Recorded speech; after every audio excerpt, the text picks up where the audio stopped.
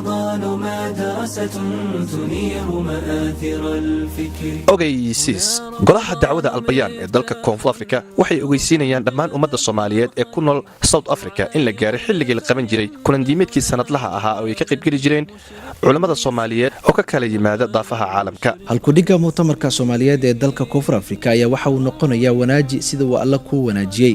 golaha dacwada albayaan ee dalka koonfur afrika oo sanad walba soo qabanqaabiya mu'tamarka waxay ummadda soomaaliyeed ku wargelinayaan in shirka sanadeedkan uu noqonayo midkii sideedaad laguna casuumay culummada kale ah sheekh maxamed cabdi umal, sheekh doctor axmed daahir aweys, sheekh doctor cabdirasaaq maxamuud takar, sheekh doctor maxamuud cabdiraxmaan hoori, sheekh injineer cabdiqani qorane, sheekh ramadaan maxamed shible, sheekh maxbuub xuseen hirmooge iyo sheekh cali hadaafow.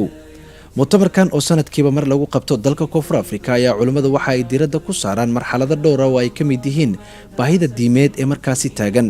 shirkan oo ah kii sideedaad ee lagu qabto dalka koonfur afrika ayaa waxa uu magaalooyinka johannesburg iyo cape town ka bilaabmaya 24 Disembar ee sanadkan, waxaana la soo gabagabayn doonaa 2 Janaayo ee sanadka 2018.